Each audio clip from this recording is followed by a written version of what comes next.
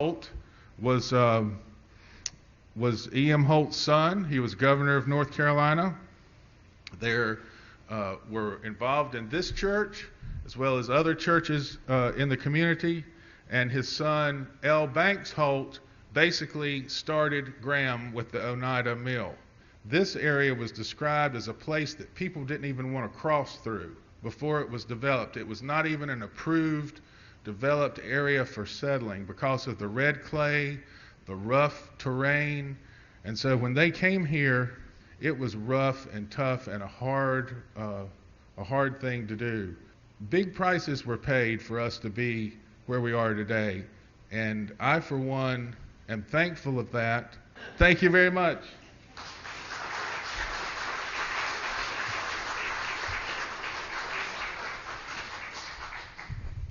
There are actually 80 graves in the cemetery out here that have the name Holt on them in our cemetery. There's so many families, and you see one tombstone out there. And we wanted you to realize what's behind those tombstones. It's real people that sacrificed and gave all of this. According to a November 2008 cemetery census that I found on the internet, 1,158 people are buried in Providence Cemetery as of that time. 17% of the graves were occupied by members of the Holt, Andrews, Long, and Hardin families. A total of 10 of my direct lineal ancestors going back 5 generations are buried at Providence Cemetery, all with the last name of Hardin or Holt. The Hardin and Holt families were closely identified with the growth and development of Graham and Alamance County. Peter Ray Hardin I operated a general store in Graham. Later, his P.R. Hardin Company manufactured cigarettes in Graham. Junius H. Hardin subsequently joined the father in the business. Junius was quite a man. He was active in industry, education, transportation, public utilities, and real estate in Alamance County. He was responsible for establishing the Piedmont Power and Light Company, the first electric power company in the county, the Alamance Railway Company, the county's first electric streetcar line, the first ice plant in the area, and the first paved streets in Graham. The county's first telephone operated from his textile mill. He helped found Elon College and the first hospital in Alamance County. He organized Holt Granite Mills and successfully located a rayon mill in the county in the 1920s. Junius is buried at Providence Cemetery. His sons, Boyd Hardin and Graham Hardin, were both physicians in Alamance County, and both are also buried here. The original school at Providence, which maintained one of the first public libraries in the state, had many distinguished teachers. In 1888, a meeting at this church got plans underway for founding Elon College. A 4-man Providence church committee, of which J.W. Hardin was a member, had recommended in 1887 the establishment of the college. Visit our cemetery and visit often. Place flags by our veterans' graves. Don't forget the Confederate veterans who long ago defined by their sacrifices what we now call Homeland Security. Do more than that. Others have paved the way for us. Take time to tell stories about your ancestors, whether they have a connection to Providence or not. Talk to older relatives about their forebears. Show an old photo album to your children and tell them about the people in the photographs. Pull out family heirlooms, tell their story, and pass them on. But most of all, give thanks for life and family and the blessings of both. Christians believe that the graves here will be opened one day and that all the families of Providence Cemetery will be reunited in a new world. How reassuring it is to know that we are caretakers not only of history, but of a small share of eternity right here in Graham, North Carolina. Thank you.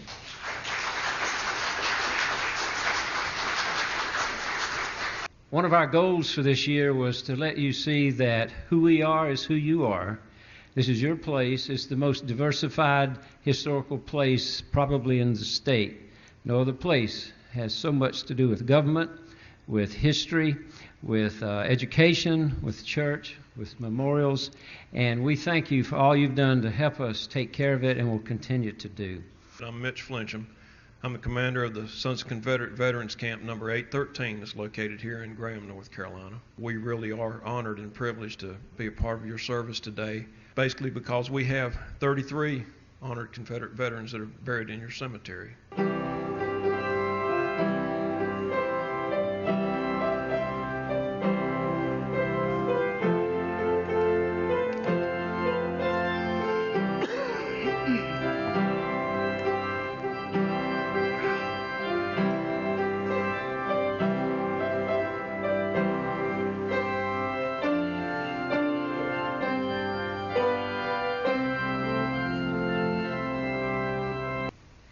Lord, we grew everything on this little place.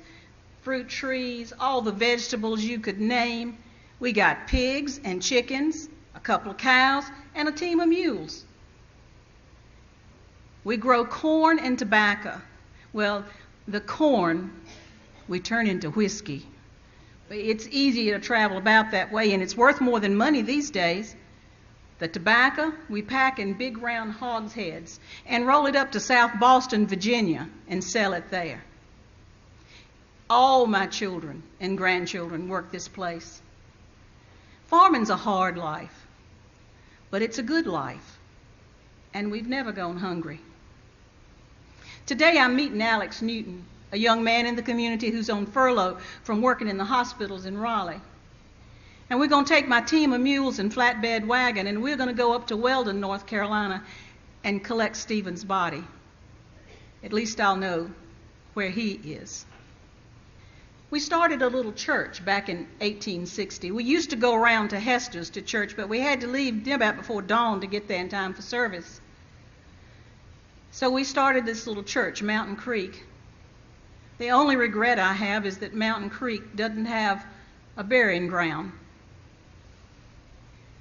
I guess I'll bury Stephen on my family land, on top of Blackwell's Mountain. It's a beautiful place. It's peaceful. You know, I really wonder if he'll be remembered and if others will care for his grave when I'm gone. With the emphasis on education and the development of schools from this site, it is no surprise to learn that one of the first public libraries in the state was located at this site called Providence. Those early people realized that knowledge is power and should be open to all people. Providence was a place for shared knowledge in those early days. That emphasis and that effort was a forerunner of the modern library system.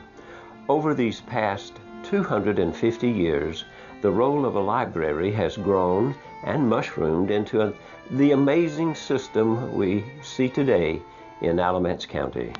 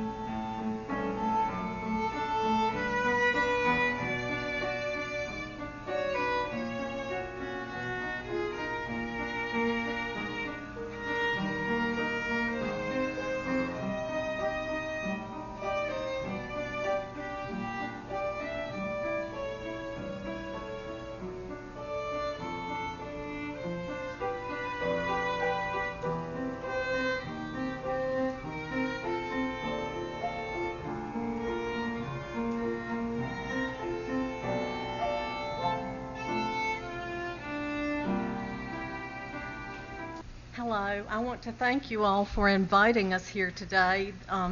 I just am a real lover of history, and to come into a congregation which has consistently maintained such a strong church for 250 years is just quite remarkable.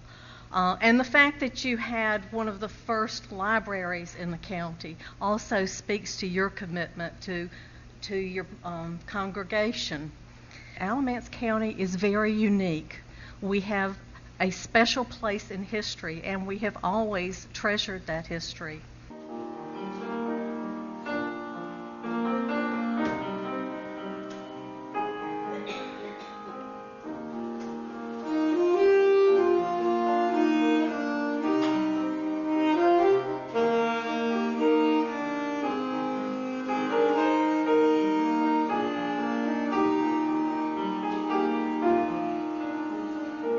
Since Providence was a known meeting house from the early days and developed a group of settlers who worshiped on a regular basis, it was attractive to Reverend James O. Kelly when he began what became the Christian denomination.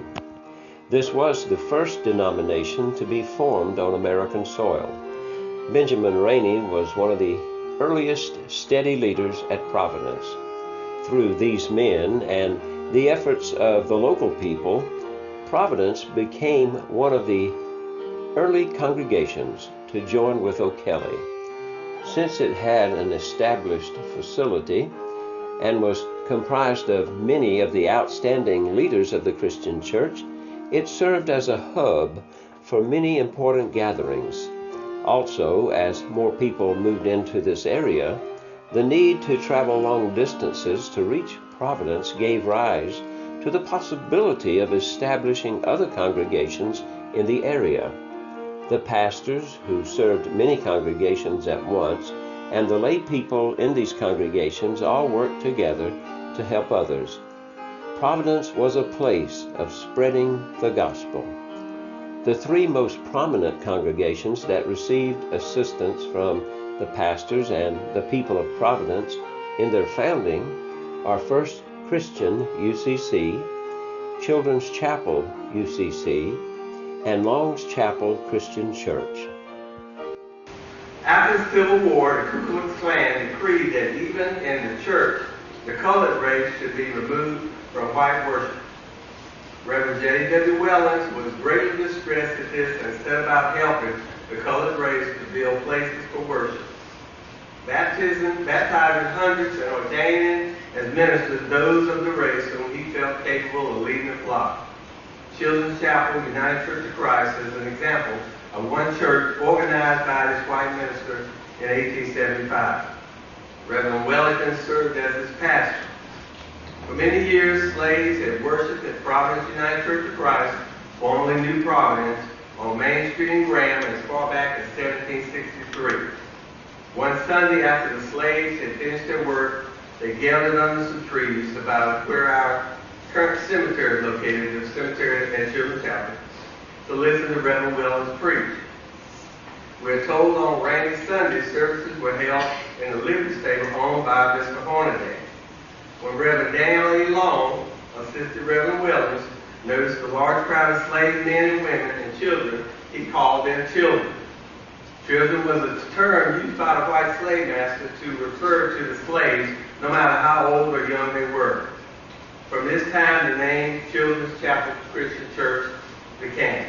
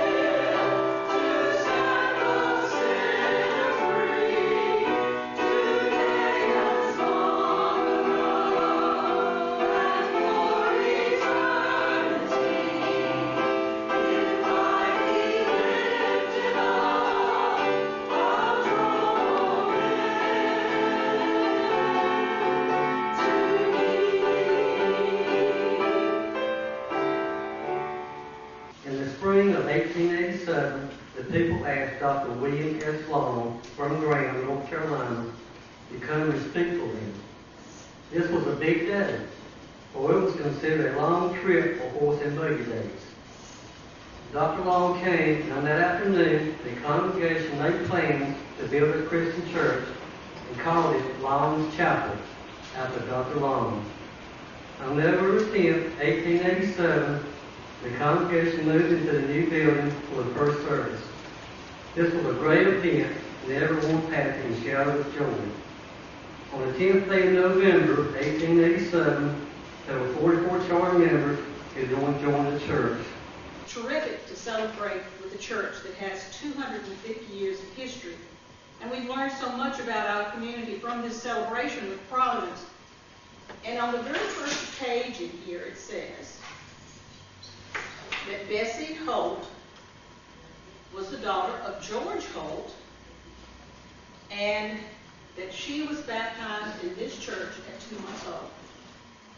She joined First Christian Church when she was 11 years old and started teaching Sunday school when she was 15.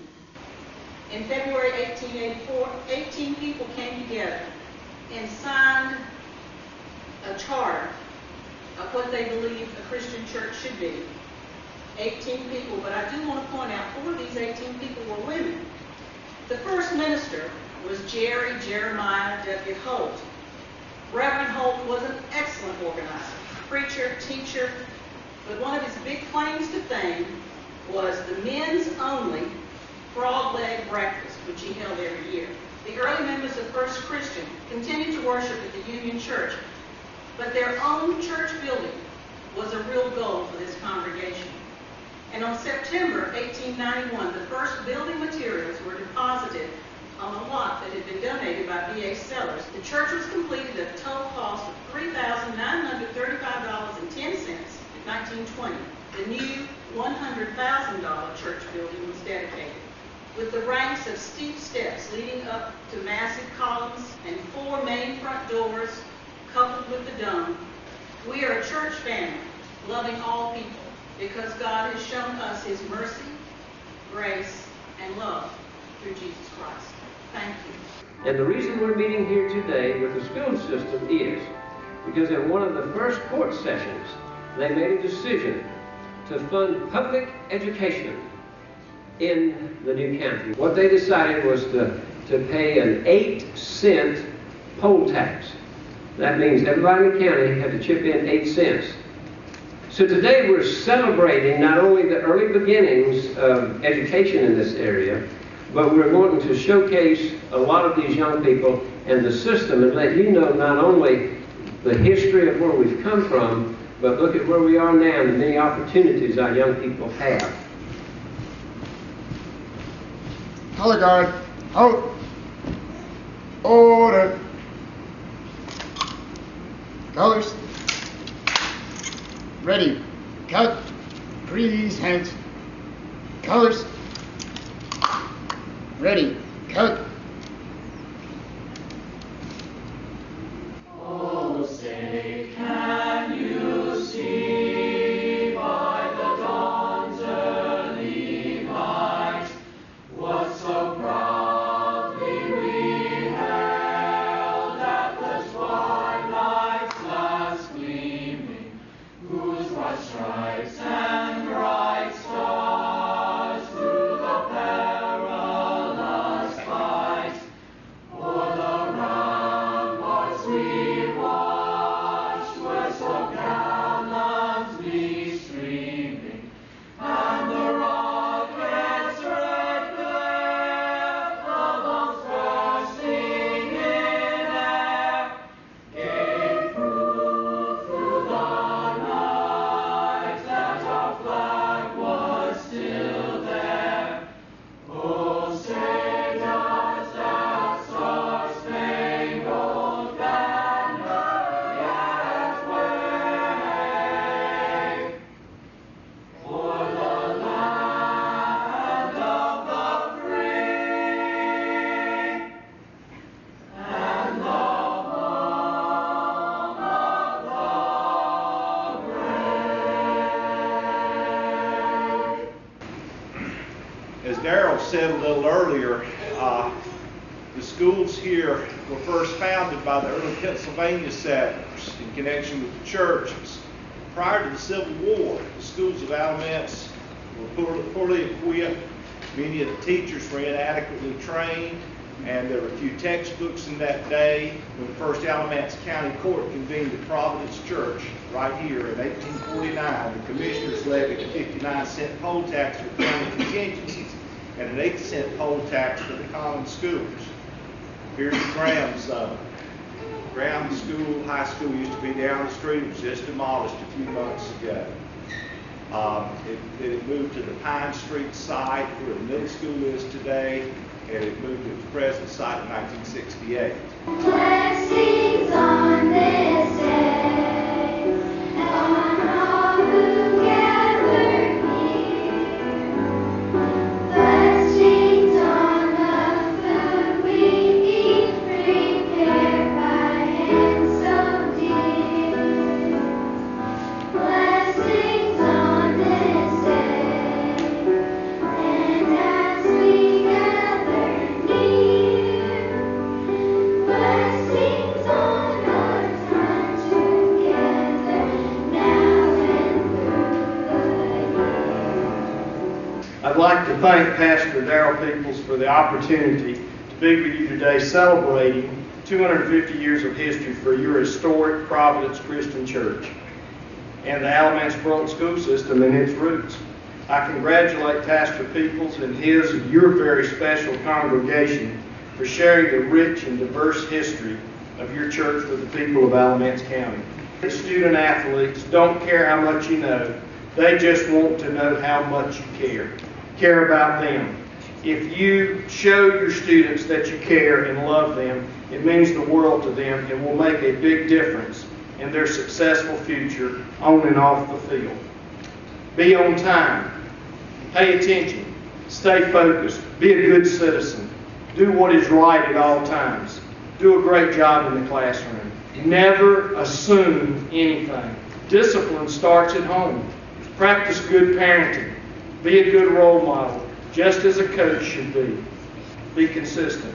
Say what you mean and mean what you say. I congratulate Pastor Peebles and your congregation on 250 years of extraordinary history and accomplishment. Thank you. Good afternoon. I count it a pleasure to be here. I have lived in this community all my life, and I bet you I've ridden by here a million times, and I've always admired. This is a beautiful building. You have a lot to be proud of. 250 years is a phenomenal achievement. So please, ma'am, please, sir, continue to encourage. I was sitting in the back and I saw these children here, and I thought, that's why we're here. It's not about Coach Story or Robson or myself. It's about these kids. Inspire somebody if you can. Inspire a kid, because they might not be top 10 students like I was not, but someday it'll pay off. Take the time to congratulate a kid. Take the time to write a note. And remember how important these youngsters are. Thank you. You gave me your peanut butter chocolate chip cookie, and I heard it was your last. I thought that you were gonna eat it. You must have thought I need it, since lunchtime had gone right past. You gave me your peanut butter chocolate chip cookie. Now I know that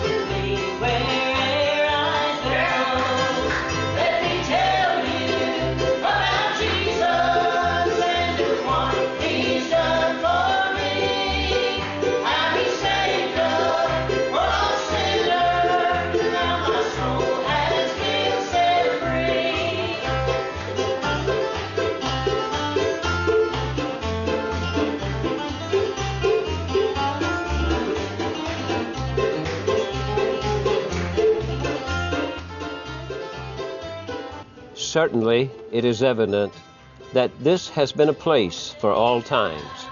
For 250 years, people have risen to the occasion at this place. For 250 years, this place was available for the current needs. God called them back then. God is calling us now to look to the future. God calls us to rise to the occasion even today. What began at Providence, a place for all times, has now developed and impacted generations.